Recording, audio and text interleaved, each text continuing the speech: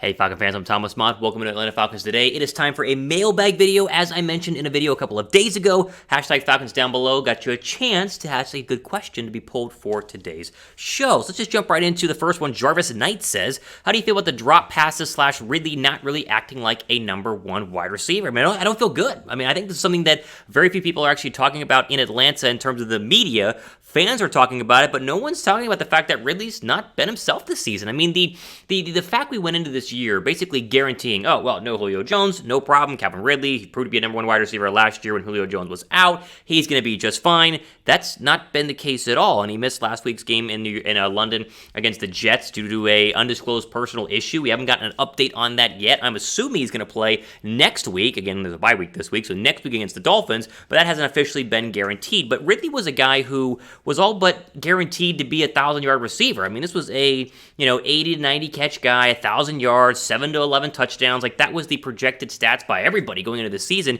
Yeah, as he currently stands, 27 catches, 255 yards, and 1 touchdown. And I think what you're mentioning in terms of not being himself or act like a number one wide receiver, there are instances where he's had drops where you kind of go, that is a catch you have to make. And there have been instances where he's caught the football and seemingly gone to the ground instead of fought for yards, and leaving all of us fans, I think, a little bit confused and scratching our heads in terms of Ridley. I'm not giving up on Calvin Ridley. I'm not going to sit back and say, oh, Ridley, he's a bust. But it does make you wonder, as the NFL trade deadline approaches, if Ridley keeps playing like this at the contract he's being paid right now, could the Falcons look to move on from him? Now, I personally would not get rid of Calvin Ridley, because you do need a number one wide receiver on this roster. But if this is going to continue, and if the Falcons coaches believe that Ridley's best days are behind him, which is so hard to believe, but maybe it is, maybe if some team is desperate for a number one wide receiver, they could, make a trade offer the Falcons could listen to. Now, if Atlanta keeps winning as you approach the trade deadline, and I'm predicting them to beat the Dolphins in 2 weeks, that gets you to 3-3, then obviously you're going to fight for a playoff spot, meaning you should not trade for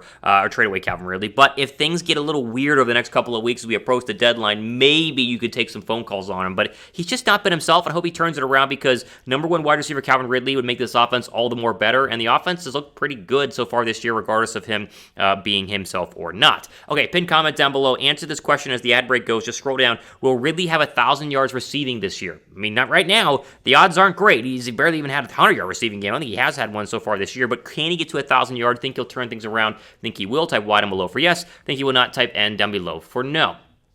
Let's move over to Hayes, who says, how likely is it for Kyle Pitts to win Offensive Rookie of the Year? It's not looking good, right? I don't think his chances are very high right now, but obviously 4 games in, anything is possible and things can change. Here are the BetUS Rookie of the Year odds as they currently stand, and you see it up there at the top as the guy who's probably going to win. Jamar Chase has been unbelievable. A touchdown in every single game he's played this year. He's been the best receiver on that football team. He's the best rookie so far, in my opinion, in this entire year, besides maybe Rashawn Slater, the rookie out of, the rookie with the Chargers. He's been really good as well, but tackles don't win, offensive rookie of the year. So I think Chase is probably going to win it. The fact that Jones, Trevor Lawrence, Trey Lance, and Justin Fields are up there is simply the better saying that, well, eventually they're going to be good. But through 5 games, I don't see Jones, Fields, Lawrence, or Trey Lance having any sort of year that makes you go, yeah, that's the offensive rookie of the year. Kyle Pitts' current numbers are plus 1,600 versus, Jamar Chase plus 325 again, according to BetUS, meaning he's like 7th or 8th down there on the list, but this can be jumped. I think he can definitely move up there. Him and Devontae Smith are the other two, I think, options in terms of someone behind Jamar Chase. Again, the quarterbacks are just there because they're quarterbacks, and we love to bet on quarterbacks, and quarterbacks usually win Rookie of the Year odds, but I think Chase probably has the best odds right now. In my opinion, I'd put Pitts and Devontae Smith tied there as 2A and 2B, because both of them have had, so far, pretty darn good seasons. Of course, Devontae Smith with the Philadelphia Eagles, and Kyle Pitts, obviously, with our Atlanta Falcons. But I don't think the odds are great, but I don't think it really matters. I think if he keeps doing what he's doing over the past couple of weeks and really against the Jets, then his odds will increase, but I just want to see him be productive and successful as we saw last Sunday. Make sure you guys are subscribed to the channel here before we get into our next question, because I want to offer up plenty of options in terms of being in next week's video. If you want to be a part of next week's mailbag video, use the hashtag Falcons down below in the comments section. Ask any question you want, as well as be subscribed, because all of these people who had their questions pulled were subscribers. That is our deal to you. So go down below. It's free and gives you access to all of the latest and greatest content we have regarding your Atlanta Falcons. So go down below and hit the red subscribe button. Rohan 10 says, the Falcons secondary too young for Dean Pease's style of defense? Probably. I mean, honestly, I think Dean Pease's style of defense is to play really, really good on the backside, and right now the secondary is the weakest link of this football team. We've talked about pass rusher being an issue, talked about linebacker being an issue, talked about offensive line being an issue, but right now the weakest link in this entire roster is the secondary. It's not necessarily the safeties. I think they're playing a little better with Hawkins and Grant getting some more reps in there. It's the cornerbacks, and like obviously A.J. Terrell's injury has been an issue, so really it's the other cornerback spot that needs to be addressed. Now, they're probably not going to be able to address it this season at like the trade deadline because, like we talked about in a video a couple of days ago, you just don't have enough money to make a big move for a guy like Xavier Howard, but I do think that corner is going to continue to be a weak link and will be something that you focus on early in the draft this coming year in 2022. Like, if you look back at this year's past draft, Asante Samuel Jr. was a early second-round draft pick on day 2, and to me, that would have been a great pick for the Atlanta Falcons, and they need to find someone like him who's a starter with the Chargers and playing out of his mind, might win Defensive Rookie of the Year, but you got to find somebody early on in the second or third round who can be an impact starter and play right away because the secondary, it's just a weak link, and I think that, like you mentioned, Dean Pease, what he's trying to do, he needs good cornerbacks, and they don't have those on the roster currently as it stands, minus A.J. Terrell, who's been a little bit banged up. Okay, quick shout out to our friends at BetUS. We do it every single week here on Atlanta Falcons Today. We give you my bets of the week, and you guys can, of course, bet on these games, as I just did with our friends at BetUS, chatsports.com/BetFalcons, the link that you need to get the promo code, which is Falcons125, and that 125% deposit bonus whenever you first sign up to bet on the Falcons. Can bet on the Braves Saturday, NLCS, hey, I'm not going to lie, it's going to be a lot of fun. The fact that the Braves are playing really great. Obviously, the Hawks are about to get started too, as well as Atlanta United. So jump in on betting on the NFL and all of your Atlanta sports teams with our friends at BetUS. Here are my picks of the week. I'm 14-9-2 so far this year with my bets, and I feel pretty good about this week's slate of bets as well. Packers minus 4.5 at the Bears. I think the Bears are going to lose by at least 10 points. I think Green Bay is going to roll. Give me them. I'd take the Chargers plus 3 at the Ravens. I've won a lot of money betting the Chargers this year, and even though the Charger defense a little iffy, I think that Baltimore is a little bit of fool's gold. Even though I like Lamar Jackson, I think Herbert wins out that battle. The Cardinals are plus 2.5. I've probably seen some places plus 3 at the Browns. I don't understand why. The Cardinals are going to score a ton of points because the Brown defense is trash. I'm going to go Cowboys minus 4 at the Patriots right now. I just don't think the Patriots can score enough to go and keep it close with Dallas. Give me Dallas right there. I think Jaguars break the streak. They get their first win in the past 20 games. They beat the Dolphins plus 3.5 on the road. They will at least cover that game, and so I'm betting the Jaguars for the first week this year. Those are my bets of the week. Jump in with our friends at chatsports.com/BetFalcons, promo code Falcons125.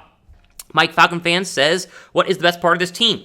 I think the offense is the best part of this team. The Falcons' offense is getting really good. I think the Falcons' offense is about to really start going into their stride of being a 25-plus point per game team. And Matt Ryan is playing very, very well. And obviously, if Calvin Ridley comes back and get back to his number one wide receiver standpoint, if Kyle Pitts keeps doing what he's doing, Mike Davis, Cordell Patterson, I think the offense is honestly a playoff caliber offense. It's the defense that is the issue right now. The defense that has been struggling, even though they played a lot better on Sunday against the Jets, but it was the Jets. So I think this team is trending up as a whole. I really, really do like what the offense is doing right now. And I think Arthur Smith, for everything that we ripped on him early on, especially in that Eagle game, you go back to the Giant game as well, where the points were at a premium, I think those days are behind us. And I think this offense led by, former MVP Matt Ryan, or MVP level Matt Ryan, he's playing maybe not at that level, but pretty dark close. He's playing really well. I do think that the Falcons offense is the best part of this team. Delayed J says, we drafted Feleipe Franks. We are just fine. We got to let him develop.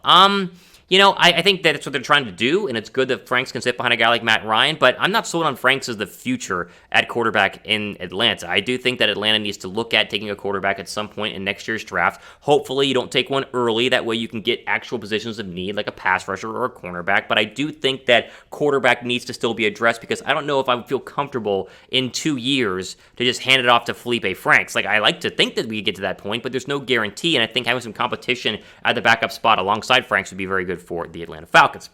The last question here before we get into my final question of the day is the Falcons quarterback of the future currently on this roster. Is the guy who's going to replace Matt Ryan, is it Franks? It's somebody else. If it's Franks, type 1 down below for yes. Somebody else, type 2 down below for no.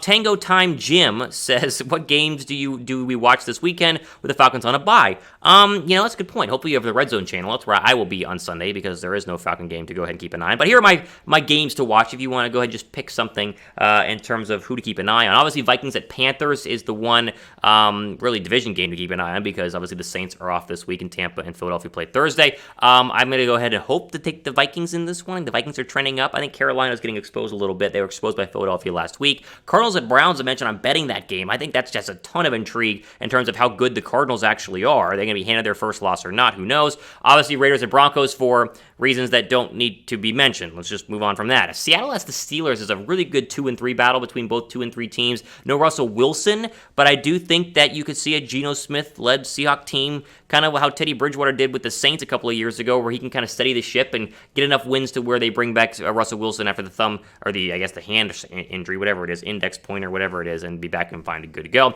Chiefs at Washington is, to me, very interesting because I do think that the Chiefs are struggling mightily, and if they lose at Washington, I mean, it's going to be very interesting to see how the media keeps defending that defense and Patrick Mahomes as well. Those are my games to watch, although it's the NFL. Every single game is interesting. Turn on Red Zone. If you don't have it, I'd advise you get Red Zone because it's the best thing that's ever happened to a sports fan.